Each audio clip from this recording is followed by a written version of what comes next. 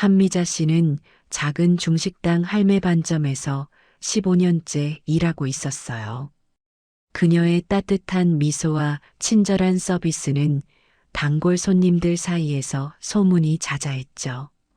오랜 세월 한자리에서 변함없이 손님들을 맞이하며 가게의 분위기를 따뜻하게 만들어 왔어요.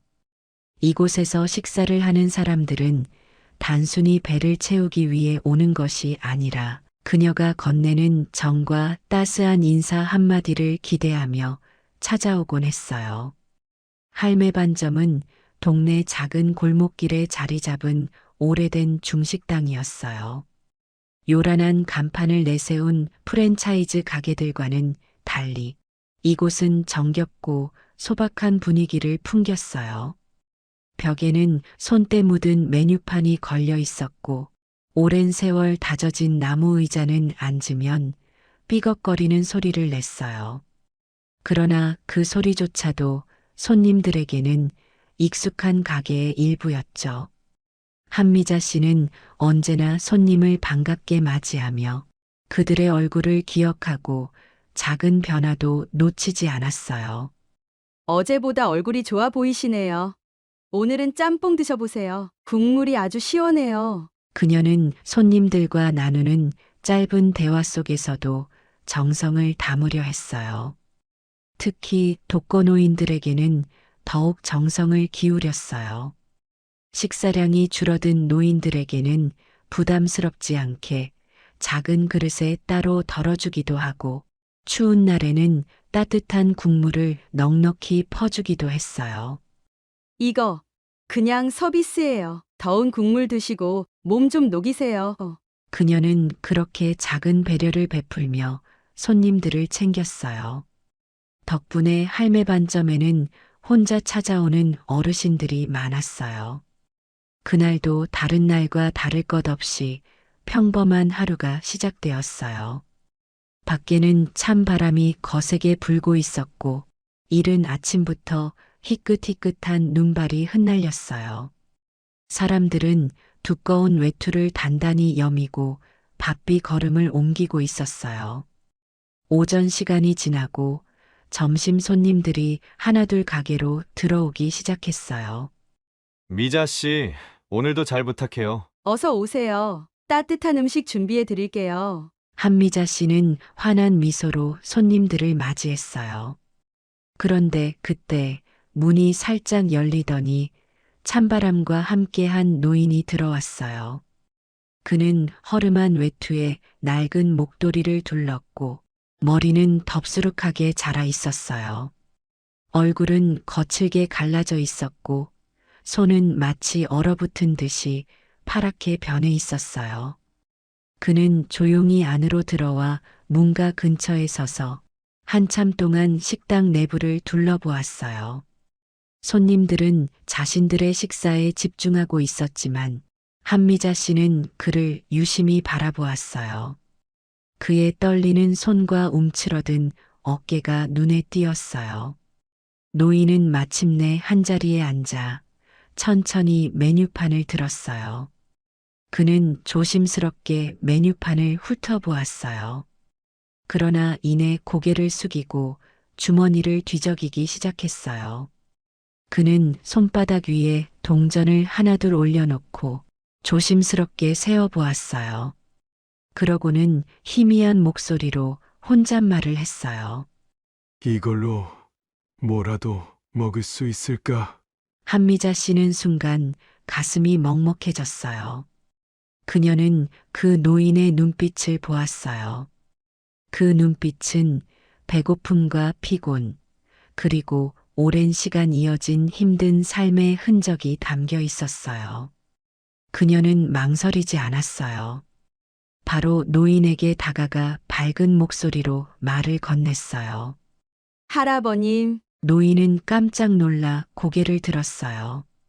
한미자 씨는 환한 미소를 지으며 말했어요. 오늘 저희 식당에서 손님 감사 이벤트를 하고 있어요. 짜장면 한 그릇 서비스로 드리겠습니다. 노인은 놀란 듯 그녀를 바라보았어요. 그의 눈가가 살짝 떨리는 것 같았어요. 정말요? 그의 목소리는 믿기 어렵다는 듯 조그맣게 떨렸어요. 한미자 씨는 따뜻한 눈빛으로 고개를 끄덕였어요. 그럼요. 여기 따뜻한 차 한 잔도 드릴게요. 노인은 한동안 아무 말 없이 그녀를 바라보다가 이내 조용히 자리로 돌아가 앉았어요. 그리고 그녀의 작은 배려에 고개를 숙이고 손을 모았어요. 그녀는 바로 주방으로 가 짜장면을 만들기 시작했어요. 오늘따라 더욱 정성을 담아야겠다는 생각이 들었어요. 면을 평소보다 푸짐하게 담고 짜장 소스를 듬뿍 얹었어요. 그 위에 잘게 썬 채소와 고명을 더하고 갓 볶은 따끈한 짜장을 가득 올렸어요. 그녀는 조심스럽게 접시를 들고 노인의 앞에 놓았어요. 맛있게 드세요. 노인은 젓가락을 들었다가 잠시 멈추었어요. 그의 눈에는 눈물이 고여 있었어요. 그러나 곧 고개를 숙이고 천천히 면을 집어먹기 시작했어요. 따뜻한 짜장면을 한 입 베어 물자 그의 어깨가 살짝 떨리는 듯 했어요. 한미자 씨는 그의 모습을 지켜보며 조용히 뒤로 물러났어요.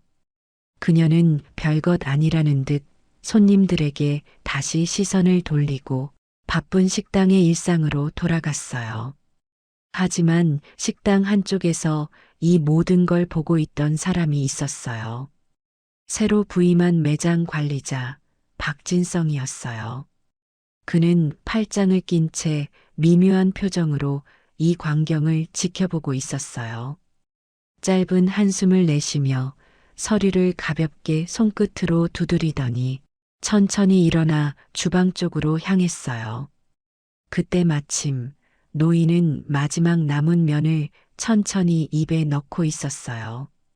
그의 눈가에는 눈물이 맺혀 있었지만 입가에는 오랜만에 느껴보는 편안한 미소가 어렸어요.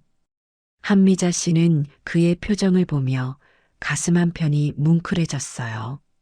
잘 드셨나요? 그녀가 조용히 묻자 노인은 고개를 끄덕이며 조용한 목소리로 대답했어요.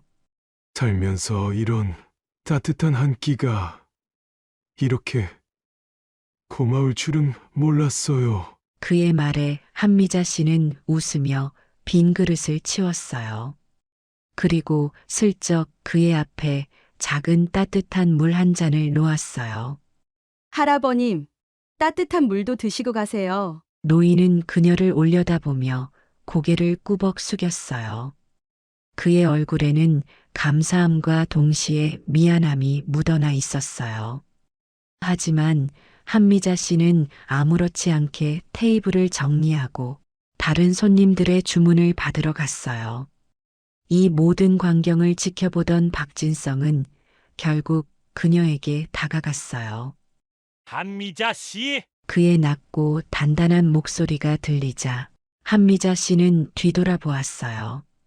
박진성은 팔짱을 푼 채 그녀를 바라보고 있었어요. 네, 점장님. 그녀가 미소를 띠며 대답했어요. 그러나 박진성의 표정은 굳어 있었어요. 방금 무료로 음식을 제공한 거죠? 그녀는 순간 망설였지만 이내 고개를 끄덕였어요. 네, 손님 감사 이벤트라고 말씀드렸어요. 박진성은 눈썹을 살짝 찌푸렸어요. 그는 주위를 둘러보더니 그녀를 사무실로 부드럽게 안내했어요. 작은 사무실 안은 차가운 공기가 감돌았어요. 책상 위에는 최근 매출 기록이 놓여 있었고 벽에는 본사의 경영 지침이 정리된 종이가 붙어 있었어요. 박진성은 의자에 앉으며 팔짱을 끼고 그녀를 바라보았어요. 한미자 씨, 그는 조용하지만 단호한 목소리로 말을 이었어요. 회사의 규정에 따르면 무단으로 음식을 제공하는 것은 허용되지 않습니다. 한미자 씨는 그의 말을 조용히 들었어요. 저도 이해합니다. 손님을 생각하는 마음이 크신 것도 알고요. 하지만 이런 방식은 회사의 운영 방침과 맞지 않습니다. 그녀는 잠시 말이 없었어요. 그리고 곧 차분한 목소리로 대답했어요. 점장님, 저는 그저 배고픈 사람에게 한 끼를 대접하고 싶었어요. 박진성은 한숨을 쉬었어요. 그 마음이 나쁘다는 게 아닙니다. 하지만 회사 입장에서는 모든 식재료가 비용으로 연결됩니다. 그녀는 고개를 끄덕였어요. 그러나 그녀의 마음속에서는 여전히 갈등이 일어나고 있었어요. 제가 이해하지 못하는 건 아닙니다. 그녀는 조용히 말을 이었어요. 하지만 한 그릇의 음식이 누군가에게는 하루를 버틸 힘이 될 수도 있어요. 박진성은 그녀를 바라보며 잠시 생각에 잠겼어요. 그는 본사에서 매장 운영을 개선하라는 임무를 받고 파견된 사람이었어요. 그에게 중요한 것은 매출 상승과 수익성이었어요. 그는 고개를 들고 말했습니다. 이번 한 번만 넘어가겠습니다. 한미자 씨는 그를 바라보았어요. 하지만 앞으로는 주의해 주세요. 회사의 운영 방침을 어기는 일이 반복되면 저도 어쩔 수 없이 조치를 취해야 합니다. 그녀는 조용히 고개를 끄덕였어요. 알겠습니다. 점장님. 그러나 그녀의 마음은 여전히 편하지 않았어요. 그날 이후로 한미자 씨는 더욱 조심스러워졌어요. 하지만 배고픈 손님들을 외면할 수는 없었어요. 그녀는 눈에 띄지 않게 작은 배려를 계속 이어갔어요. 짜장면을 시킨 어르신에게는 조금 더 면을 넉넉히 담아주었어요. 짬뽕을 주문한 손님에게는 국물을 가득 채워 내보냈어요. 공깃밥을 시킨 단골 어르신에게는 따뜻한 계란탕을 함께 내놓기도 했어요. 이런 작은 변화는 손님들에게 큰 위로가 되었어요. 그들은 매일 같이 할매 반점을 찾아왔고 한미자 씨에게 감사의 인사를 전했어요. 미자 씨 덕분에 따뜻한 밥을 먹어요. 늘 고마워요. 이렇게 챙겨주는 사람이 있다는 게 얼마나 힘이 되는지 몰라요. 그녀는 그 말들을 들으며 오히려 더 큰 힘을 얻었어요. 그녀가 하는 일이 의미 있는 일이라는 확신이 들었어요. 하지만 식당 분위기가 점점 변해가고 있었어요. 새로 부임한 박진성 점장은 매장 운영을 철저하게 관리했어요. 그는 회계 장부를 세밀하게 분석했고 조금이라도 불필요한 지출이 발생하면 바로 문제를 제기했어요. 직원들의 휴식 시간도 줄어들었어요. 주방의 식자재 관리도 엄격해졌어요. 매장의 모든 음식이 철저하게 계산되어 나갔어요. 이전에는 손님들이 자유롭게 덜어 먹을 수 있었던 단무지도 개별 제공 방식으로 바뀌었어요. 김치도 정량을 맞춰야 했어요. 그리고 무엇보다 한미자 씨의 작은 친절이 용납되지 않는 분위기가 되어버렸어요. 그날은 유난히도 바쁜 날이었어요. 점심시간이 되자 가게는 손님들로 가득 찼어요. 한미자 씨는 주방과 홀을 오가며 손님들을 응대하고 있었어요. 그때 허름한 옷을 입은 한 노인이 식당 문을 열고 들어왔어요. 그는 주위를 두리번거리며 한쪽 구석에 조심스럽게 앉았어요. 한미자 씨는 그를 보고 자연스럽게 다가갔어요.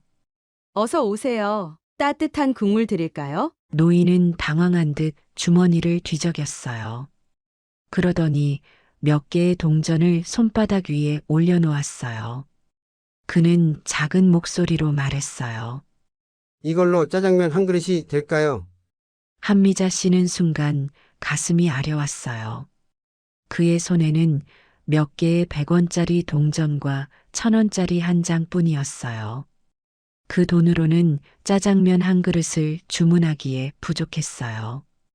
그녀는 고민할 것도 없이 밝은 미소를 지으며 말했습니다. 할아버님, 마침 오늘 짜장면 서비스 이벤트를 하고 있어요. 따뜻한 짜장면 한 그릇 드릴게요. 노인의 얼굴이 놀란 듯 굳어졌어요. 그리고 이내 조심스럽게 미소를 지으며 고개를 끄덕였어요. 정말입니까? 고맙습니다. 그가 작게 중얼거렸어요. 한미자 씨는 주방으로 가 짜장면을 만들었어요. 면을 삶고 짜장을 넉넉하게 올려 푸짐한 한 그릇을 준비했어요. 그리고 김치와 따뜻한 국물을 함께 내주었어요. 노인은 조용히 젓가락을 들고 한 입을 먹었어요. 그리고는 아주 천천히 음식을 음미했어요. 그의 눈가가 촉촉해지는 것을 보며 한미자 씨는 흐뭇한 미소를 지었어요. 그런데 그 순간 식당 한쪽에서 묵직한 목소리가 들려왔어요. 한미자 씨, 잠시 이쪽으로 오시죠. 그녀는 고개를 돌렸어요. 박진성 점장이 식당 한쪽에서 서 있었어요. 그의 표정은 단호하고 냉정했어요. 그녀는 조용히 손을 닫고 그의 앞에 다가갔어요. 사무실 문이 닫히고 내부는 적막에 휩싸였어요. 책상 위에는 몇 장의 서류가 정리되어 있었고 그 옆에는 최근 매출 현황이 기록된 문서가 놓여 있었어요.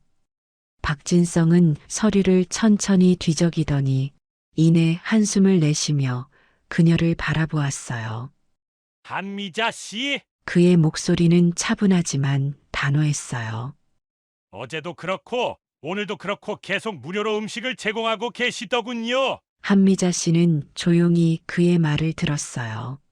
제가 지난번에도 말씀드렸습니다. 회사의 방침에 어긋나는 행동은 자제해달라고요. 그녀는 고개를 들고 박진성을 바라보았어요. 그리고 차분하게 대답했어요. 점장님, 저는 배고픈 사람을 보고 그냥 지나칠 수 없습니다. 그의 표정이 살짝 흔들렸어요. 그러나 그는 곧 다시 냉정한 태도를 유지했어요. 그 마음은 이해합니다. 하지만 이곳은 자선 단체가 아닙니다. 이곳은 수익을 내야 하는 식당입니다. 한미자 씨는 깊은 한숨을 쉬었어요. 그렇다면 회사에서 매달 일정량의 식사를 사회적 취약계층을 위해 제공하는 방안을 고려해보면 어떨까요? 박진성은 순간 말이 없었어요. 그는 그녀를 바라보다가 이내 고개를 저었어요. 그건 본사에서 결정할 일입니다. 그리고 지금 중요한 건 한미자 씨가 회사의 방침을 어기고 있다는 점입니다. 그녀는 조용히 손을 모으며 말했습니다. 그러면 제 월급에서 그 비용을 차감하셔도 괜찮습니다. 저는 상관없어요. 그의 눈썹이 꿈틀거렸어요. 그 문제가 아닙니다. 한미자 씨가 무료로 음식을 제공하는 것이 알려지면 다른 손님들도 같은 것을 요구할 수도 있습니다. 그녀는 단호하게 말했습니다. 그렇다면 저도 손님들에게 부탁드리겠습니다. 제가 개인적으로 도와드리는 일이라는 걸 알리면 문제되지 않을 겁니다. 박진성은 한숨을 쉬며 그녀를 바라보았어요. 그는 눈을 감고 짧게 고민한 뒤 다시 입을 열었어요. 이번이 마지막입니다. 더 이상 이런 일이 반복되면 회사 차원에서 인사 조치를 내릴 수밖에 없습니다. 그녀는 말없이 고개를 끄덕였어요. 그러나 그녀의 마음속에는 확신이 있었어요. 자신이 하고 있는 일이 결코 잘못된 일이 아니라는 것을. 그녀는 다시 주방으로 돌아갔어요. 그러나 그녀는 몰랐어요. 이 일이 결국 더 큰 문제를 불러올 것이라는 것을. 할매 반점의 분위기는 점점 변해가고 있었어요. 박진성이 매장 관리에 대한 기준을 더욱 엄격하게 적용하면서 가게 내부의 규율이 강해졌어요. 직원들은 휴식 시간을 줄이고 재료 사용량도 철저하게 기록해야 했어요. 무엇보다 한미자 씨가 손님들에게 보이던 작은 친절조차도 이제는 눈치 보며 해야 하는 상황이 되었어요. 그녀는 여전히 어려운 손님들에게 국물 한 국자라도 더 퍼주고 싶었지만 매장 분위기가 그것을 허용하지 않았어요. 그럼에도 불구하고 그녀는 포기하지 않았어요. 직접 돈을 지불하며 손님들에게 식사를 대접하기도 했고 주방에서 남는 재료를 모아 간식거리라도 챙겨주었어요. 하지만 그것도 오래가지 못했어요. 어느 날 한미자 씨가 다시 한번 무료로 식사를 제공하는 장면이 결국 박진성에게 발각되고 말았어요. 무료 식사가 가져온 결과 그날은 유난히도 쌀쌀한 오후였어요. 차가운 바람이 세차게 불었고 거리는 한산했어요. 한미자 씨는 바쁜 점심시간을 지나 잠시 숨을 돌리고 있었어요. 그때 문이 열리며 한 노인이 들어왔어요. 그는 낡은 외투를 여미며 조심스럽게 가게 안으로 들어왔어요. 손을 호호 불며 몸을 녹이는 모습이 눈에 띄었어요. 그녀는 자연스럽게 다가가 말을 걸었어요. 할아버님, 따뜻한 차라도 한 잔 드릴까요? 노인은 쑥스러운 듯 웃으며 고개를 끄덕였어요. 그녀는 주방으로 가 따뜻한 차와 함께 따끈한 국물 한 그릇을 내주었어요. 오늘도 바람이 차네요. 몸 좀 녹이세요. 노인은 연신 고개를 숙이며 감사 인사를 했어요. 그리고 조심스럽게 동전을 손에 쥔 채 메뉴판을 바라보았어요. 그의 눈빛은 걱정으로 가득 차 있었어요. 돈이 충분하지 않다는 걸 그녀도 알 수 있었어요. 한미자 씨는 망설임 없이 말했습니다. 짜장면 한 그릇 준비해 드릴게요. 따뜻하게 드시고 가세요. 노인은 미안한 듯 했지만 결국 그녀의 배려를 받아들이기로 했어요. 그녀는 곧장 주방으로 가 그에게 짜장면을 만들어 내주었어요. 그러나 그녀는 몰랐어요. 이 모습을 누군가가 보고 있었다는 것을. 바로 박진성이었어요. 그날 저녁 박진성은 그녀를 다시 사무실로 불렀어요. 이미 그는 단단히 화가 나 있었어요. 사무실 문이 닫히자마자 그는 그녀를 향해 단호하게 말했어요. 한미자 씨, 또 무료로 식사를 제공하셨더군요. 그녀는 당황하지 않았어요. 차분하게 고개를 끄덕였어요. 네, 그렇습니다. 박진성은 한숨을 내쉬었어요. 그는 책상 위에 서류를 넘기며 말했습니다. 이미 몇 번 경고를 드렸습니다. 그런데도 계속해서 규정을 어기셨습니다. 그녀는 조용히 그를 바라보았어요. 그리고 조용하지만 확신에 찬 목소리로 대답했어요. 배고픈 사람에게 한 끼를 대접하는 것이 잘못된 일인가요? 박진성은 짧게 침묵했어요. 하지만 곧 냉정한 표정으로 입을 열었어요. 그게 잘못됐다는 게 아닙니다. 하지만 회사의 운영 방침을 어기는 것은 분명한 문제입니다. 그는 책상 위의 서류를 그녀에게 건넸어요. 이건 본사에서 결정한 사항입니다. 앞으로 더 이상 매장에서 근무할 수 없습니다. 그녀는 서류를 내려다보았어요. 한 장의 해고 통보서가 그녀의 앞에 놓여 있었어요.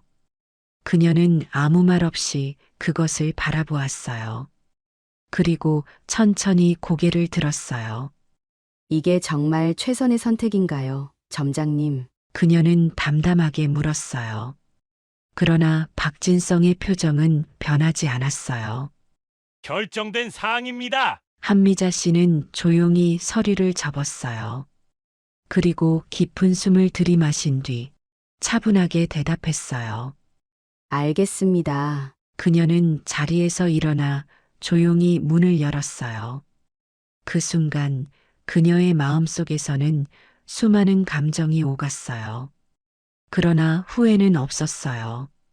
자신이 했던 선택이 옳다고 믿었어요. 그녀는 문을 닫으며 마지막으로 말했습니다.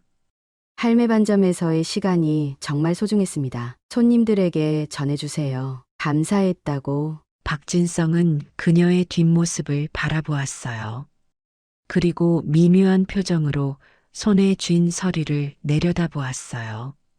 그렇게 한미자 씨는 할매 반점에서 나왔어요. 그러나 그녀는 알지 못했어요. 이 일이 새로운 시작을 의미한다는 것을. 며칠 후 할매 반점에서 한미자 씨가 해고당했다는 이야기가 SNS를 통해 퍼져나갔어요. 놀랍게도 그날 그녀가 음식을 대접했던 노인은 단순한 손님이 아니었어요. 그는 유명 방송 프로그램 제작진이었어요. 그날 식당에서 있었던 장면은 몰래 카메라로 촬영되고 있었어요. 그녀가 배고픈 노인에게 따뜻한 한 끼를 대접하는 모습은 그날 밤 방송으로 전파를 탔어요. 사람들은 이 장면을 보고 큰 감동을 받았어요. 그리고 한미자 씨가 부당하게 해고당했다는 사실을 알게 되자 분노한 시민들이 SNS에서 해고, 철회를 요구하기 시작했어요. 따뜻한 마음을 가진 직원이 왜 해고당해야 하나요? 회사가 수익만 생각하고 인간미를 잃었다. 할매 반점은 이름값을 하라. 순식간에 여론은 들끓었어요. 할매 반점 본사는 예상치 못한 반응에 당황하기 시작했어요. 결국 이 문제는 본사의 긴급 이사회에서 논의되기에 이르렀어요. 그리고 그날 한미자 씨의 인생은 또 한 번 새로운 방향으로 흘러가고 있었어요. 박진성은 사무실에서 해고 통보서를 내려다보며 한숨을 쉬었어요. 그는 확신에 차서 결정을 내린 줄 알았지만 막상 한미자 씨가 떠난 후 식당의 분위기는 묘하게 변해 있었어요. 그녀가 없어진 자리에는 알 수 없는 공허함이 남아 있었어요. 오랜 단골 손님들이 그녀를 찾기 시작했어요. 미자 씨, 어디 갔어요? 오늘 안 나오셨나? 며칠째 안 보이던데 무슨 일 있나요? 직원들은 대답을 머뭇거렸어요. 한두 번은 개인 사정으로 그만뒀다고 말했지만 소문은 빠르게 퍼졌어요. 그녀가 한 노인에게 음식을 대접한 것이 문제되어 해고되었다는 사실이 알려지면서 손님들의 반응이 급격히 달라졌어요. 평소 식당을 자주 찾던 독거노인들이 하나둘 자취를 감추었어요. 단골 손님들도 줄어들었고 무엇보다 식당의 온기가 사라졌어요. 주방 직원들조차도 예전보다 말수가 적어졌어요. 홀을 오가며 활기차게 일하던 한미자 씨가 없으니 이곳이 더 이상 같은 곳처럼 느껴지지 않았어요. 어느 날 박진성은 매출 보고서를 확인하다가 눈살을 찌푸렸어요. 이전보다 손님이 눈에 띄게 줄어 있었어요. 회사의 수익을 최우선으로 삼았던 그에게 이것은 분명한 문제였어요. 그는 원인을 분석하려 했지만 그것은 이미 너무나 명확했어요. 손님들이 떠난 이유는 단 하나였어요. 바로 한미자 씨의 부재. 하지만 문제는 그것만이 아니었어요. 할매 반점 본사에도 예상치 못한 반응이 쏟아지고 있었어요. SNS에서 한미자 씨의 이야기가 빠르게 퍼지고 있었어요. 방송을 본 사람들은 크게 감동했고 한미자 씨가 배고픈 노인에게 따뜻한 한 끼를 대접한 것이 문제되어 해고되었다는 사실이 알려지자 여론은 급격히 들끓기 시작했어요. 한 직원이 선행을 베풀었다고 해고라니 말이 되나요? 할매 반점이라는 이름이 부끄럽지도 않나? 진짜 행복을 주는 사람이 떠났는데 이제 그곳에 갈 이유가 없어요. 댓글과 게시글이 쏟아졌어요. 불매 운동을 해야 한다는 주장까지 나왔어요.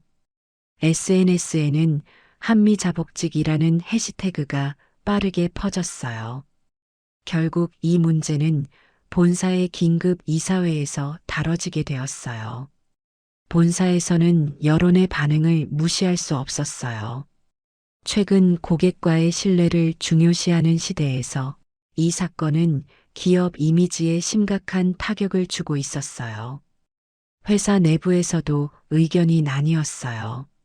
한쪽에서는 이미 결정된 사항이니 번복해서는 안 된다고 주장했어요. 그러나 다른 한쪽에서는 기업의 사회적 책임을 고려해야 한다는 의견을 내세웠어요. 결국 본사 대표가 결론을 내렸어요.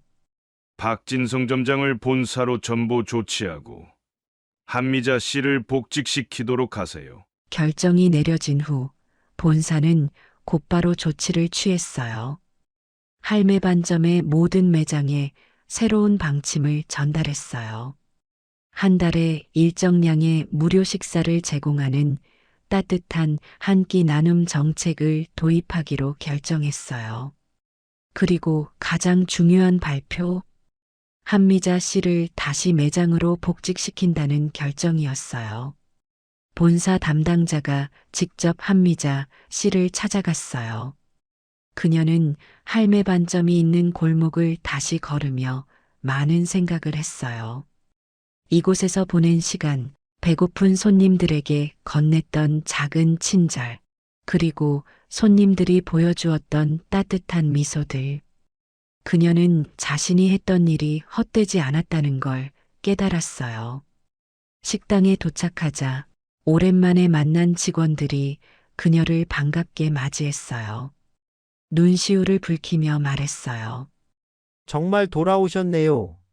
그리고 마침내 단골 손님들이 하나둘 다시 찾아오기 시작했어요.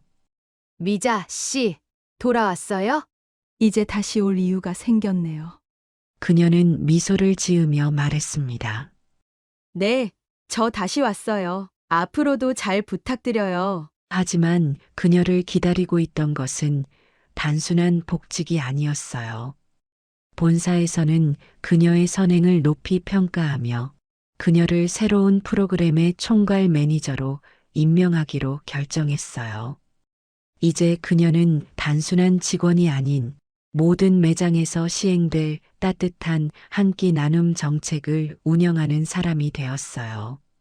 식당에서의 작은 친절이 이제는 전국적인 나눔으로 확산되고 있었어요. 한미자 씨가 복직한 이후 할매 반점은 이전과는 확연히 달라진 분위기를 보였어요. 단골 손님들이 다시 찾아오기 시작했고 노인 손님들은 여전히 그녀를 보며 반갑게 미소 지었어요. 그녀가 사라졌던 기간 동안 한동안 발길을 끊었던 손님들도 다시 하나둘 가게를 방문했어요. 미자 씨 없으니까 밥맛도 안 나더라니까. 이제야 할매 반점이 원래 모습으로 돌아온 것 같아요. 손님들은 그녀의 복귀를 진심으로 축하했고 그녀는 다시 예전처럼 손님들에게 정성을 다했어요. 그러나 그녀가 맡게 된 역할은 단순한 복직이 아니었어요. 본사에서 새롭게 도입한 따뜻한 한 끼 나눔 정책을 직접 관리하는 총괄 매니저로 임명된 것이었어요.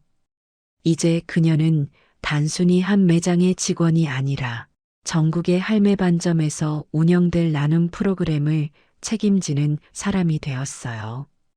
그녀는 곧바로 일에 몰두하기 시작했어요. 먼저 각 지점에서 무료 식사를 제공할 수 있는 방식에 대해 논의했어요. 음식을 단순히 나눠주는 것이 아니라 가게의 운영에도 부담이 가지 않도록 체계를 잡는 것이 중요했어요. 매장에서 일정량의 식재료를 따로 책정해서 나눔을 하는 게 어떨까요? 그녀는 본사와 협의하며 각 매장이 부담 없이 이 정책을 실행할 수 있도록 준비했어요. 각 매장에는 나눔 식권을 마련해 필요한 손님들에게 자연스럽게 전달할 수 있도록 했어요. 처음에는 직원들도 이 시스템을 어떻게 운영해야 할지 고민했지만 한미자 씨는 현장을 직접 다니며 차근차근 방법을 알려주었어요. 손님이 부담스러워하지 않도록 자연스럽게 건네면 돼요. 특별한 이벤트처럼 아니면 손님 감사 차원에서 제공한다고 하면 더 편하게 받아들이실 거예요. 그녀의 말대로 프로그램이 시행되자 각 매장에서 긍정적인 반응이 나오기 시작했어요. 매달 일정량의 무료 식사가 제공되면서 그 혜택을 받은 손님들이 다시 단골이 되는 경우도 많았어요. 무엇보다 이 정책 덕분에 할매 반점의 브랜드 이미지도 크게 상승했어요. SNS에는 할매 반점에서 따뜻한 한 끼를 받은 사람들의 이야기가 계속해서 올라왔어요. 오늘 뜻밖의 선물을 받았습니다. 한미자 씨 덕분에 할매 반점이 진짜 행복을 나누는 곳이 되었어요. 어려운 시기에 따뜻한 밥 한 끼를 대접받으니 삶이 조금은 덜 힘들게 느껴졌어요. 감사합니다. 이러한 글들이 퍼지면서 할매 반점의 인지도는 더욱 높아졌어요. 그리고 얼마 지나지 않아 또 하나의 변화가 찾아왔어요.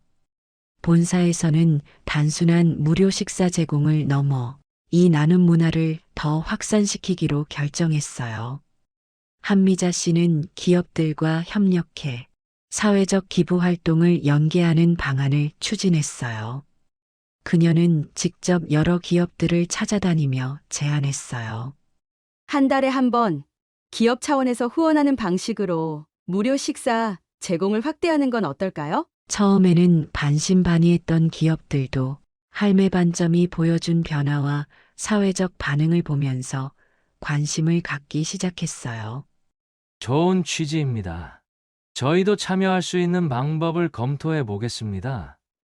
그렇게 하나둘 협력 기업이 늘어나면서 무료 식사 제공 범위도 더욱 확대되었어요. 뿐만 아니라 대학생 자원봉사자들도 이 나눔에 참여하기 시작했어요. 매주 토요일마다 각 지역 할매 반점에서는 자원봉사자들이 찾아와 배식 봉사를 도왔어요. 한미자 씨는 이러한 변화가 신기하면서도 뿌듯한 마음을 감출 수 없었어요. 처음에는 그저 배고픈 손님에게 따뜻한 한 끼를 대접하고 싶었던 것뿐이었어요. 하지만 그 작은 선의가 이렇게 큰 움직임이 될 줄은 상상도 못했어요. 한미자 씨가 기업 행사에서 나눔 프로젝트에 대해 발표하던 날, 그녀는 이렇게 말했어요. 작은 친절이 세상을 바꿀 수 있다는 걸 보여주고 싶었어요. 우리 모두가 서로를 돌보는 마음만 있다면 더 따뜻한 세상을 만들 수 있다고 믿습니다. 그녀의 이야기는 사람들의 가슴에 깊이 새겨졌어요. 그날 이후 할매 반점은 단순한 식당이 아니라 행복을 나누는 공간으로 자리 잡았어요. 사람들은 단순히 밥을 먹으러 오는 것이 아니라 서로를 응원하고 돕기 위해 이곳을 찾았어요. 그리고 한미자 씨는 깨달았어요. 자신이 했던 일이 결코 작은 일이 아니었다는 것을. 한 사람의 작은 친절이 세상을 따뜻하게 바꿀 수 있다는 것을. 안녕하세요. 제 이름은 이미연입니다. 올해 62이고 제가 겪은 이야기를 들려드리려고 합니다. 20년 전 남편이 갑자기 세상을 떠나고 30살의 저는 12살 아들과 단둘이 남았습니다. 처음에는 정말 막막했지만 제가 할 줄 아는 게 요리밖에 없어서 작은 분식집을 시작했습니다. 손님들의 입소문 덕분에 가게는 점점 자리를 잡아갔고 제 아들 진철이는 공부에만 전념할 수 있었습니다. 진철이는 중학교 때부터 늘 반에서 1등을 놓치지 않더니 결국 명문대학교에 들어갔습니다. 남들은 제게 고생했다고 했지만 저는 전혀 그렇게 생각하지 않았습니다. 오히려 아들 덕분에 제가 더 단단해질 수 있었고 사업도 키워나갈 수 있었습니다. 맛있다는 소문이 퍼지면서 체인점 문의가 끊임없이 들어왔고 프랜차이즈 본사까지 차리게 되었습니다. 처음에는 작은 분식집으로 시작했던 가게가 이제는 전국에 100개가 넘는 체인점을 가진 브랜드가 되었습니다. 진철이는 대학교를 졸업하고 대기업에 입사했고 저는 계속해서 사업을 확장해 나갔습니다. 일하는 게 좋았고 무엇보다 진철이에게 떳떳한 엄마가 되고 싶었습니다. 그렇게 시간이 흘러 진철이는 31살이 되었고 회사에서 최연소 임원이 되었습니다. 주변에서는 제게 이제 좀 쉬라고 했지만 저는 일이 즐거웠습니다. 매일 아침 본사에 출근해서 신메뉴를 개발하고 가맹점주들과 소통하는 게 저의 낙이었습니다. 그러던 2023년 봄날, 진철이가 여자친구를 데리고 왔습니다. 서지은이라고 중소기업 경리라고 했습니다. 어머니, 안녕하세요. 저는 서지은이라고 합니다. 첫인상은 참 세련되고 당당해 보였습니다. 명품 가방을 들고 있었는데 좀 사치스럽다는 생각이 들었습니다. 하지만 요즘 젊은 사람들은 다 저런가 보다 하고 넘겼습니다. 그래도 왠지 모르게 마음 한구석이 불편했습니다. 특히 지은이가 저를 볼 때마다 살짝 찡그리는 듯한 표정을 짓는 게 거슬렸습니다. 그날 저녁, 오랜 친구 영숙이가 전화를 걸어왔습니다. 미연아, 그 회사 경리 맞아? 우리 동생이 그 회사 다니는데 그 여자 소문이 안 좋더라. 영숙이의 말에 따르면 지은이는 회사에서도 허세가 심하기로 유명했다고 합니다. 월급으로 감당하기 힘든 사치스러운 생활을 하면서도 늘 자기는 재벌집 딸이라며 허세를 부렸다고 합니다.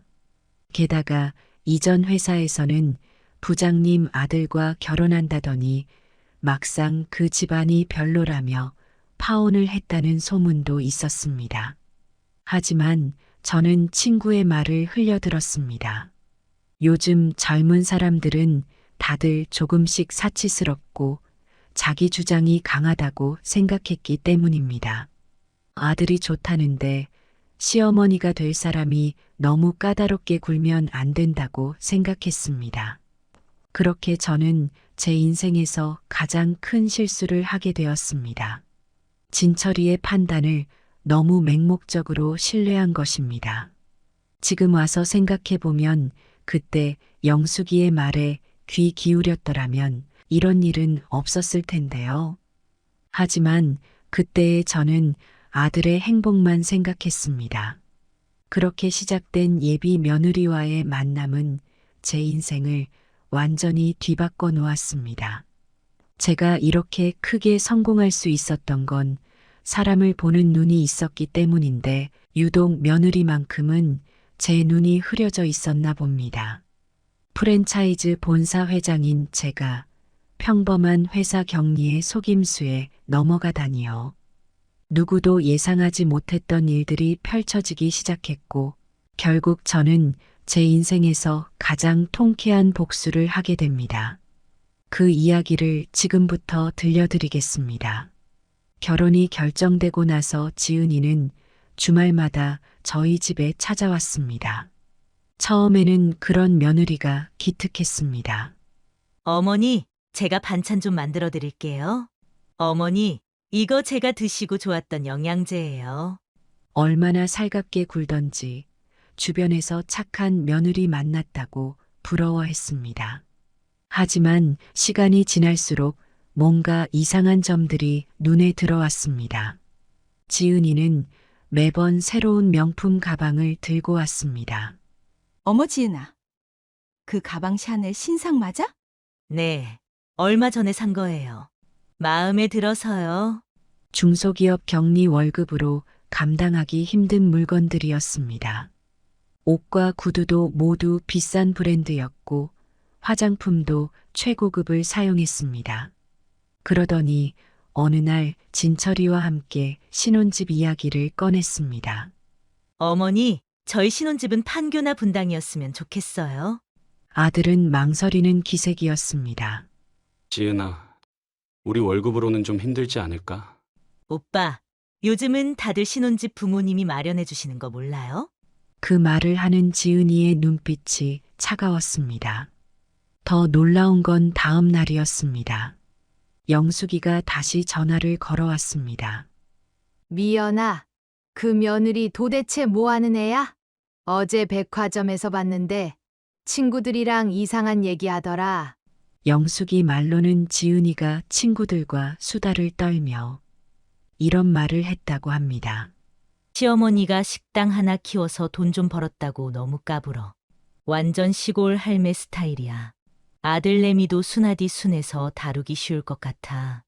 그 말을 듣고 처음으로 가슴이 철렁 내려앉았습니다. 하지만 이미 결혼 준비가 한창이었고 진철이가 그렇게 좋아하는데 어떻게 말릴 수 있었겠습니까? 그러던 어느 날 진철이 친구의 아내가 저를 찾아왔습니다. 어머님, 이건 꼭 말씀드려야 할 것 같아서요. 그 친구 부인 말로는 지은이가 회사 근처 카페에서 친구들과 이런 얘기를 했다고 합니다. 시어머니랑은 당연히 따로 살아야지. 프랜차이즈 회장이면 돈이 얼마나 많겠어. 결혼하고 애 낳으면 회사 그만두고 시어머니 회사 지분이나 뺏어올 거야. 시어머니가 구식이라 진철이한테 말해뒀어. 우리끼리만 살자고. 그제서야 지은이의 본 모습이 보이기 시작했습니다. 겉으로는 완벽한 며느리 행세를 하면서 뒤에서는 저를 비웃고 있었던 거죠. 사업하면서 수없이 많은 사람을 만나봤지만 이렇게 이중적인 사람은 처음이었습니다. 하지만 더 큰 문제는 진철이었습니다. 지은이의 달콤한 말에 완전히 넘어가 있었던 거죠. 엄마, 지은이가 그럴 리가 없어요. 누가 헛소문을 내는 것 같아요. 그때 진철이의 눈빛이 참 서글펐습니다.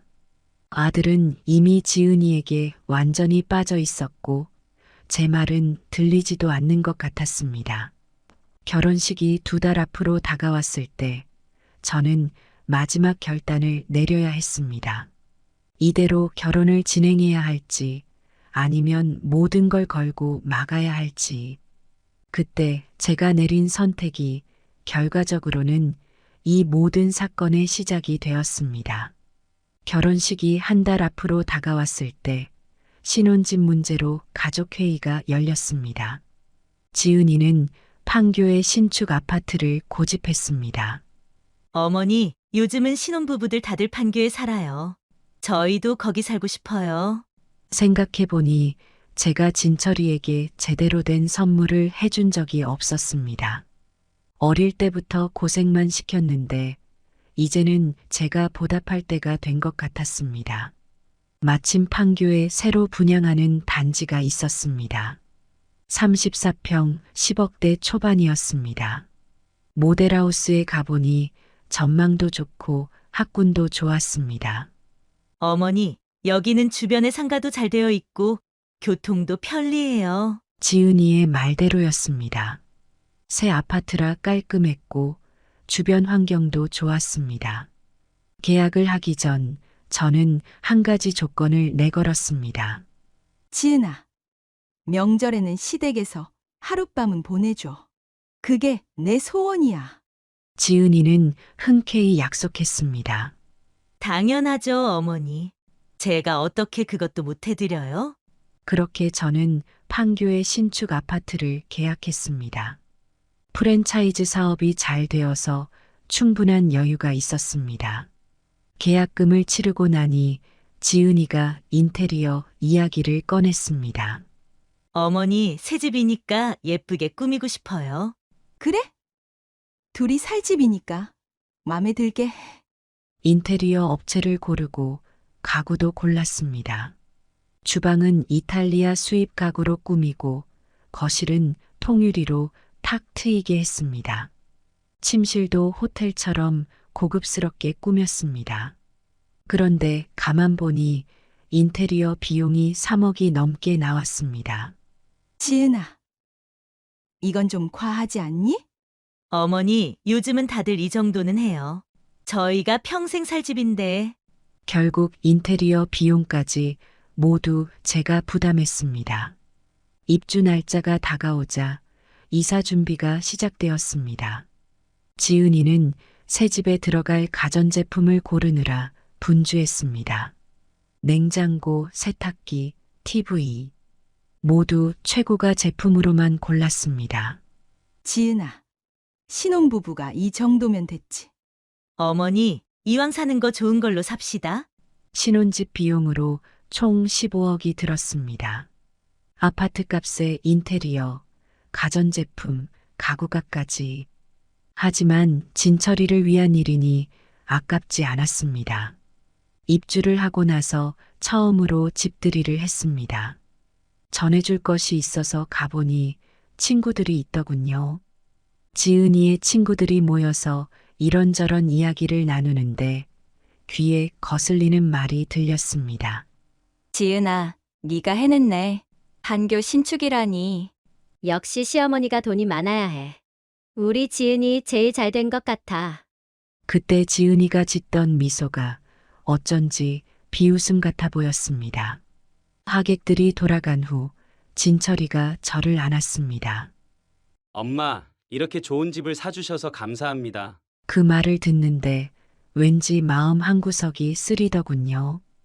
집을 계약할 때부터 입주할 때까지 지은이는 한 번도 감사하다는 말을 하지 않았습니다. 당연하다는 듯이 받아들였고 오히려 더 좋은 걸 달라고만 했죠.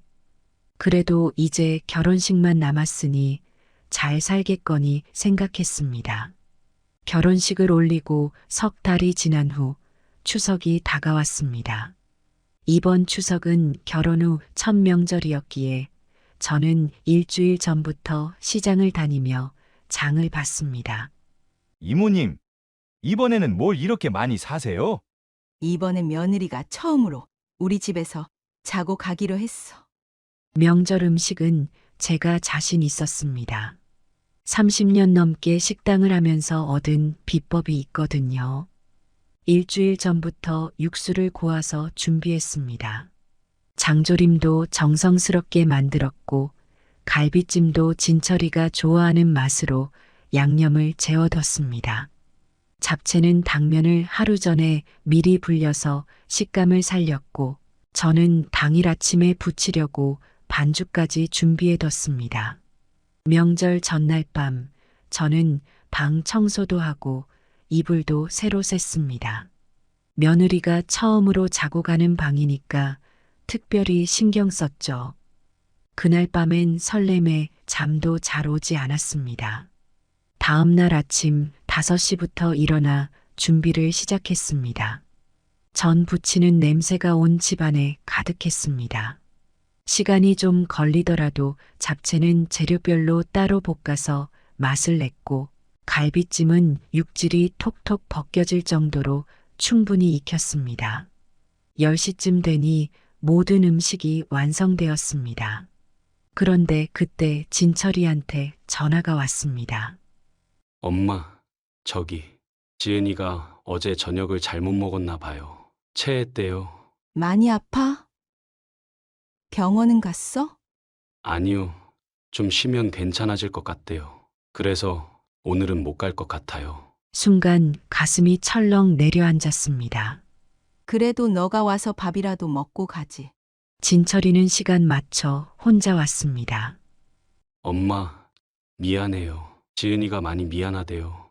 엄마, 지은이 혼자 있는데 제가 가봐야 할 것 같아요. 진철이는 밥도 제대로 못 먹고 갔습니다. 허전한 마음에 TV를 보고 있는데 친구 영숙이가 전화를 걸어왔습니다.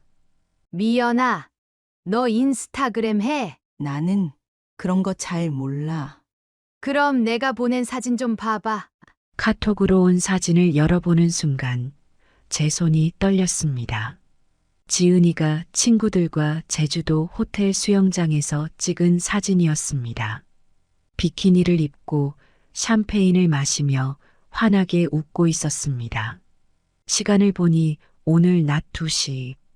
게시글에는 해시태그도 달려 있었습니다. 추석 스터디, 시댁 탈출, 자유해진 며느리, 제주도 강스, 럭셔리 호텔. 다른 사진도 있어. 영숙이가 보낸 사진들을 하나씩 봤습니다. 호텔 조식을 먹는 사진, 요트 위에서 찍은 사진, 친구들과 백화점에서 쇼핑하는 사진. 모두 오늘 올린 것들이었습니다. 얼마 전에는 이런 것도 올렸더라. 지은이의 과거 게시물도 보였습니다. 시어머니는 구식이라 힘들어. 시댁 스트레스 난리로 며느리라고 무조건 시댁에 있어야 하나? 이런 글들이 잔뜩 있었습니다. 좋아요와 댓글도 수백 개씩 달려 있었죠. 언니 완전 멋있어요. 시어머니는 무시해도 돼요. 요즘 누가 명절에 시댁 가요? 다음 날 아침 영숙이가 또 전화를 했습니다. 너희 며느리 어제 인스타 스토리 봤어? 새벽 2시에 클럽에서 찍은 거더라. 저는 한숨만 나왔습니다. 근데 미연아, 더 이상한 건 따로 있어. 영숙이의 목소리가 조심스러워졌습니다. 지은이 친구들 말로는 이번 제주도 여행을 한 달 전부터 계획했다더라. 그제서야 모든 게 이해가 됐습니다. 아픈 게 아니라 처음부터 시댁에 올 생각이 없었던 거죠. 일부러 추석에 맞춰서 여행을 계획한 것이었습니다. 저녁 때쯤 진철이에게 전화가 왔습니다. 엄마, 지은이가 이제 조금 괜찮대요. 아들의 순진한 얼굴을 보니 차마 사실을 말할 수가 없었습니다. 이렇게 둘 다 속고 있었던 거죠. 하지만 이대로 두고 볼 순 없었습니다. 명절에 시댁에서 하룻밤 자는 게 조건이었는데 그걸 이렇게 농락하다니. 정성스레 준비한 음식들을 보면서 화가 치밀었습니다. 그날 밤 저는 잠을 이루지 못했습니다. 지은이의 SNS를 캡처해서 저장했습니다. 언젠가는 써먹을 날이 있을 것 같았거든요. 그때부터 저는 조용히 지은이를 관찰하기 시작했습니다. 이게 실수인지 의도적인 것인지 봐야 했으니까요. 그리고 그 관찰은 충격적인 사실들을 하나둘씩 드러내기 시작했습니다.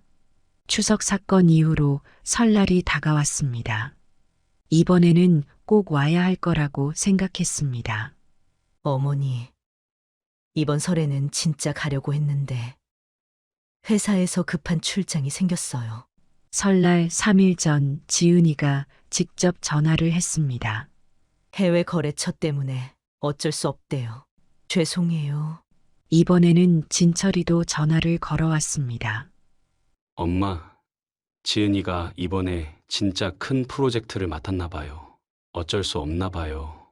하지만 이번에는 제가 먼저 움직였습니다. 지은이의 회사에 전화를 걸어 확인해 봤죠. 네, 저희 회사인데요. 설 연휴에 출장이요. 아니요, 그런 일정은 없는데요. 역시나였습니다. 영숙이한테 전화를 걸었습니다. 야, 너네 동생이 지은이 회사 다니지? 혹시 지은이 어디 있는지 알아봐 줄래? 이틀 뒤에 영숙이한테 연락이 왔습니다. 미연아, 지은이가 친정에서 휴가 중이래. 뭐라고? 그것도 한 달 휴가를 냈대. 동남아 가서 한 달 살다 온다고. 가슴이 덜컥 내려앉았습니다. 근데 그것보다 더 충격적인 얘기가 있어. 영숙이의 목소리가 떨렸습니다. 지은이가 회사에서 하는 말들이 어마어마하대. 지은이는 회사에서 이런 말들을 하고 다녔다고 합니다. 시어머니가 무슨 프랜차이즈 회장이래. 시골에서 떡볶이나 팔던 촌년이 돈 좀 벌었다고 꼰대같이 굴어. 시어머니 진짜 구질구질해. 옷도 싸구려만 입고 말투는 촌스럽고. 심지어 이런 말까지 했다고 합니다. 이번에 시어머니가 사준 집 1년만 살다가 팔아서 강남으로 갈 거야. 여기 너무 후져. 어차피 시어머니 돈도 다 우리 거 될 건데 뭐. 이런 이야기를 들으니 속이 부글부글 끓었습니다. 그날 저녁 또 다른 소식이 들려왔습니다. 지은이의 전 직장 동료가 저를 찾아온 겁니다. 회장님, 죄송한데 이거 꼭 말씀드려야 할 것 같아서요. 그 동료 말에 따르면 지은이는 처음부터 계획을 가지고 있었다고 합니다. 지은 씨가 진철 이사님 소개받기 전부터 다 알아보고 있었어요. 회장님 회사가 얼마나 크고 자산이 얼마인지까지. 심지어 결혼 전부터 이혼 전문 변호사도 만났다고 합니다. 몇 년 참고 살다가 이혼하면 위자료랑 재산 분할로 대박 날 수 있대요. 그 말을 듣는 순간 제 눈앞이 캄캄해졌습니다. 그동안 지은이가 보여준 모습들이 스쳐 지나갔습니다. 결혼 전에 살가운 모습, 집을 받고 난 뒤의 태도 변화. 모두 연기였던 거죠.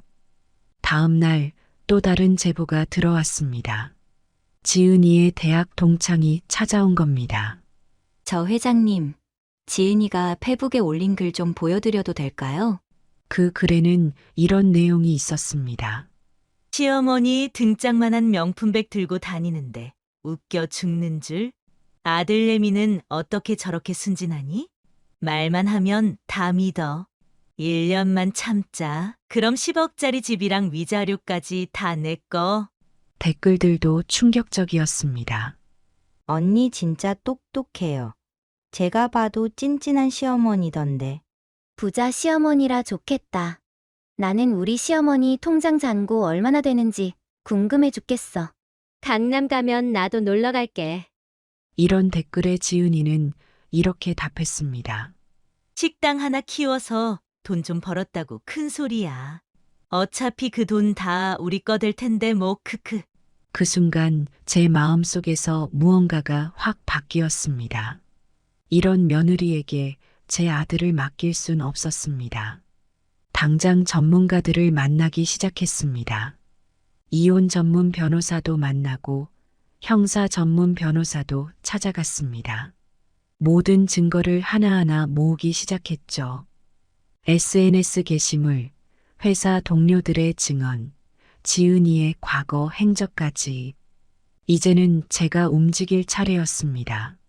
저는 이제 정말 철저하게 조사를 해보기로 마음먹었습니다. 먼저 사설 탐정을 고용했습니다. 지은이의 과거부터 현재까지 모든 것을 파헤치기로 한 거죠. 일주일 후 충격적인 보고서가 제 손에 들어왔습니다. 지은이는 이전에 2번이나 결혼을 하기로 했다가 파투낸 전력이 있었습니다. 첫 번째는 3년 전 S전자 임원의 아들과였습니다. 상견례까지 마치고 결혼식 날짜도 잡았더군요. 웨딩홀도 예약하고 신혼집도 계약했답니다. 그런데 결혼식을 한 달 앞두고 갑자기 파투가 났습니다. 알고 보니 지은이가 상대방 집안 재산을 미리 조사했던 거죠. 부동산을 하는 친구를 통해 조사해 보니 생각보다 재산이 적었던 겁니다. 그러자 지은이는 상대방 잘못을 트집 잡기 시작했습니다. 당신 어머님이 저를 너무 힘들게 해요. 매일 스트레스 받아서 우울증 약까지 먹었어요. 결국 정신적 피해를 봤다며 합의금 3천만 원을 받아냈다고 합니다. 두 번째는 1년 전 H건설 사장의 아들과였습니다. 이번에는 더 치밀했습니다. 먼저 H건설의 지분 구조부터 조사했더군요. 사장 아들이 상속받을 지분이 얼마인지까지 다 알아봤습니다. 그리고는 결혼을 진행했죠. 예물까지 받았는데 이번에는 좀 다른 수법을 썼습니다. 당신 아버님이 여자 관계가 복잡하다면서요? 이런 집안과는 결혼할 수 없어요. 결국 예물을 돌려주는 조건으로 5천만 원의 위약금을 받아냈습니다.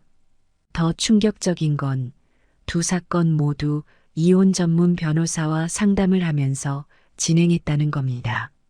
그 변호사 사무실을 찾아가 보니 지은이의 기록이 남아있더군요. 결혼 전에 받을 수 있는 합의금의 적정선을 문의하셨습니다. 지은이는 이렇게 돈을 노리고 계획적으로 접근한 전력이 있었던 거죠. 그런데 이번에는 전략을 바꿨더군요. 결혼식까지 올리고 1년은 버티기로 한 겁니다. 사설 탐정은 지은이의 현재 금전 거래 내역도 조사했습니다. 충격적인 사실들이 하나둘 드러났습니다. 제가 사준 집에서 월세를 받아 챙기고 있었던 거죠. 방 하나를 불법으로 세를 놓아서 매달 80만 원씩 받고 있었습니다. 그 돈은 고스란히 친정으로 들어갔더군요. 거기다 진철이 모르게 대출까지 받았습니다. 집을 담보로 5천만 원을 대출받아서 이것도 친정으로 보냈더라고요. 사설탐정의 보고서에는 더 놀라운 내용이 있었습니다. 지은이는 결혼 전부터 저희 회사의 가치를 조사했답니다. 프랜차이즈 가맹점이 몇 개인지, 연매출이 얼마인지, 심지어 제 개인 재산까지 조사했더군요. 프랜차이즈 값만 해도 1,000억은 될 거예요. 게다가 시어머니 명의로 건물도 몇 개 있대요. 이런 얘기를 친구들과 나눴다는 증언도 확보했습니다. 저는 이 모든 자료를 들고 변호사 사무실로 향했습니다. 회장님, 이건 명백한 사기 결혼입니다. 변호사는 지은이의 정가도 찾아냈습니다. 5년 전에 사기 미수로 벌금형을 받은 전력이 있더군요. 그때도 비슷한 수법이었답니다. 과거 조사를 하면 할수록 더 충격적인 사실들이 나왔습니다. 이제 남은 건 현재 진행형인 증거들을 모으는 일이었습니다. 과거 조사가 끝나고 저는 3개월간의 긴 작전에 들어갔습니다. 먼저 지은이가 자주 가는 카페에 CCTV를 설치했습니다. 물론 합법적인 절차를 거쳐서요. 카페 주인은 제 오랜 단골이었거든요. 사장님, 제가 며느리 때문에 이러는 거예요. 카페 주인도 흔쾌히 도와주겠다고 했습니다. 역시나 지은이는 매주 금요일마다 친구들과 그 카페에서 만났습니다. 어휴, 진짜 시어머니 얼굴 보기도 싫어. 식당 하나 키워서 돈 좀 벌었다고 으스대기는. 모든 대화는 고스란히 녹음이 됐습니다. 그뿐만이 아니었습니다. 지은이의 친한 친구를 찾아갔습니다. 지은이가 당신한테도 똑같은 짓을 할 수 있어요. 도와주시겠어요? 그 친구는 고민 끝에 지은이와 나눈 카톡 내용을 모두 넘겨줬습니다. 언니, 이번에는 진짜 대박이야. 시어머니 재산이 100억은 될 거래. 진철이는 완전 순진해. 내가 하는 말은 다 믿어. 1년만 참자. 그럼 이혼하고 위자료에 재산분할까지? 충격적인 카톡 내용들이 쏟아져 나왔습니다. 지은이의 인스타그램도 모두 캡처했습니다. 스토리, 게시물, 댓글까지 하나도 빠짐없이요. 그리고 그동안 모은 증거들을 시간 순서대로 정리했습니다. 지은이가 결혼 전부터 회사를 조사한 증거, 이혼 전문 변호사를 만난 기록, 불법 월세를 받은 통장 내역, 친정으로 돈을 빼돌린 기록, 명절에 제주도 간 사진들, 모든 게 빈틈없이 정리됐습니다. 변호사는 이렇게 말했습니다. 이 정도면 충분합니다. 사기 결혼으로 고소할 수 있어요. 하지만 저는 여기서 끝내고 싶지 않았습니다. 지은이가 가장 아플 만한 지점을 노리고 싶었거든요. 그래서 마지막 작전을 준비했습니다. 호텔 연회장을 예약했습니다. 지은이의 모든 지인들을 초대하기로 한 거죠. 회사 동료들, 친구들, 심지어 전에 결혼하기로 했던 사람들의 가족들까지 모두가 지은이의 실체를 알아야 했습니다. 초대장에는 이렇게 썼습니다. 자랑스러운 며느리의 1주년 기념 파티. 지은이는 좋아할 거예요. 자기를 위한 파티라고 생각하겠죠. PPT도 만들었습니다. 첫 장은 달콤했던 신혼 사진으로 시작해서 마지막은 충격적인 증거들로 끝나게 했습니다. 이제 모든 준비가 끝났습니다. 저는 그날을 기다리고 있었죠. 그날 지은이는 자기 인생에서 가장 큰 충격을 받게 될 겁니다. 모든 지인들 앞에서 실체가 드러나는 순간 생각만 해도 통쾌했습니다. 특히 마지막 장면이 기대됐습니다. 이제 내 집에서 나가. 이 한마디를 하기 위해 3개월을 준비했습니다. 이제 곧 제 인생에서 가장 통쾌한 복수가 시작될 겁니다. 어느 화창한 토요일 오후 강남의 H호텔 연회장. 저는 일찍 도착해서 마지막 점검을 하고 있었습니다.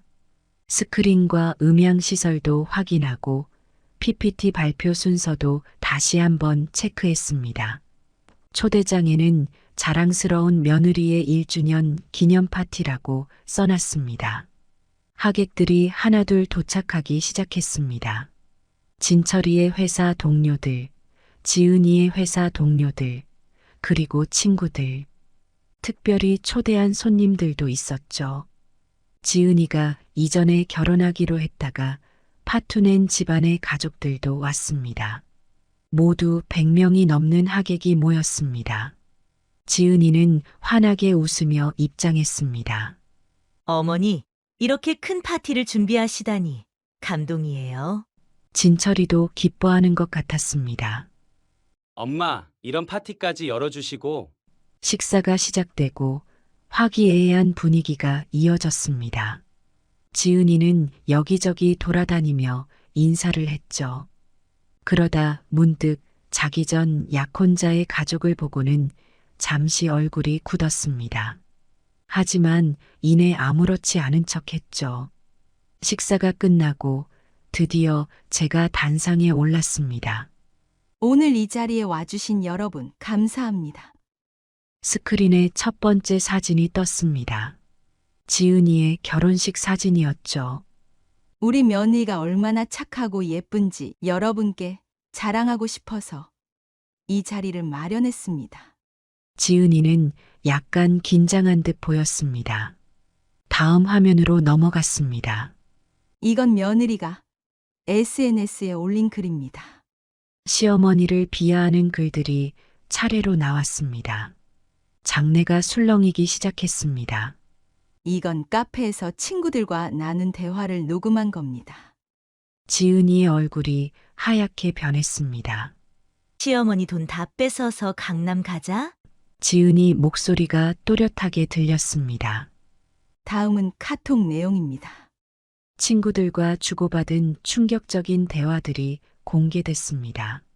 지은이는 자리에서 일어나려 했지만 경호원들이 막아섰습니다. 그리고 이건 며느리의 과거입니다. S전자 임원 아들과의 파혼 과정, H건설 사장 아들과의 스캔들, 모든 것이 낱낱이 공개됐습니다. 마지막으로 이것도 보여드리겠습니다. 결정적인 증거였습니다. 결혼 전부터 이혼 전문 변호사를 만난 기록, 회사 가치를 조사한 자료들, 불법 월세를 받은 통장 내역, 연회장이 술렁이기 시작했습니다. 지은이의 친구들도 하나둘 자리를 피하기 시작했죠. 진철이는 망연자실한 표정이었습니다. 마지막으로 저는 결정타를 날렸습니다. 야, 이제 내 집에서 나가. 24시간 줄게. 지은이가 벌떡 일어났습니다. 이게 무슨 개소리예요? 아, 참고로 이 모든 자료는 경찰에도 제출됐습니다. 사기 결혼죄로 고소장도 접수해뒀고요. 지은이는 창백한 얼굴로 주저앉았습니다. 오빠, 이거 다 거짓말이야. 하지만 진철이는 이미 모든 걸 알고 있었습니다. 어제 저녁 진철이에게 모든 걸 보여줬거든요. 지은아, 우리 이혼하자. 진철이의 단호한 목소리가 들렸습니다. 하객들은 하나둘 자리를 떴고 지은이의 친구들도 등을 돌렸습니다. 마지막으로 전 약혼자의 어머니가 한마디 했습니다. 우리 아들 헤어지길 잘했네. 그렇게 저의 통쾌한 복수는 성공리에 끝났습니다. 다음 날 지은이는 조용히 짐을 빼갔습니다. 한마디 변명도 못한 채로요. 이제 제 아들과 함께 새로운 시작을 할 수 있게 됐습니다. 다음 날 아침 지은이의 친정 어머니가 먼저 연락을 해왔습니다. 어머니, 우리 지은이 좀 봐주세요. 하지만 저는 단호했습니다. 봐줄 게 없습니다. 24시간 안에 짐을 빼가세요. 그날 저녁 지은이 측 변호사가 연락을 했습니다. 합의금 1억을 제시하겠습니다. 조용히 이혼하는 걸로. 저는 웃음이 나왔습니다. 지금 뭐 하자는 거죠? 제 아들 인생을 장난감처럼 갖고 놀았는데? 어제 그 자리에 있던 사람들이 이미 SNS에 글을 올리기 시작했습니다. 충격적인 사기 결혼 현장을 목격했다. 치밀한 계획으로 회사 재산을 노린 며느리. 천과 이범의 사기 결혼 수법. 순식간에 기사화가 됐습니다. 지은이의 회사에서도 연락이 왔습니다. 이런 일이 있었다면 당장 사직서를 쓰는 게 좋을 것 같습니다. 지은이 측에서 다시 연락이 왔습니다. 이번에는 3억을 제시했습니다. 어머님, 지은이도 잘못을 뉘우치고 있습니다. 하지만 제 대답은 변함이 없었습니다. 내 아들 인생 망치려 한 대가는 치르셔야죠. 민사소송과 함께 사기 결혼 혐의로 고소하겠습니다. 지은이의 전 약혼자 가족들도 연락이 왔습니다. 우리도 고소하겠습니다. 사기 피해금도 돌려받아야겠어요. 이제 지은이는 궁지에 몰렸습니다. 결국 짐을 빼러 왔을 때 제가 내건 조건을 모두 수락했습니다. 첫째, 위자료는 물론 한 푼도 요구하지 않는다. 둘째, 제가 사준 모든 물건을 반환한다. 셋째, 불법 월세로 받은 돈과 친정으로 보낸 돈을 모두 반환한다. 넷째, 진철이에게 사과문을 쓴다. 마지막으로 모든 SNS 계정을 폐쇄하고 이 일에 대해 더 이상 언급하지 않는다. 지은이는 고개를 푹 숙인 채 모든 조건에 사인했습니다. 이제 됐나요? 아니, 이건 시작일 뿐이지. 저는 이미 경찰에 고소장을 제출한 상태였습니다. 사기 결혼으로 인한 재산상 피해, 개인정보 유출, 명예훼손, 모든 혐의를 다 적용했습니다. 진철이도 이혼 소송을 제기했고요.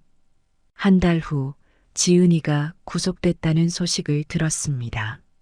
전 약혼자들의 고소도 받아들여져서 공소가 제기된 거죠.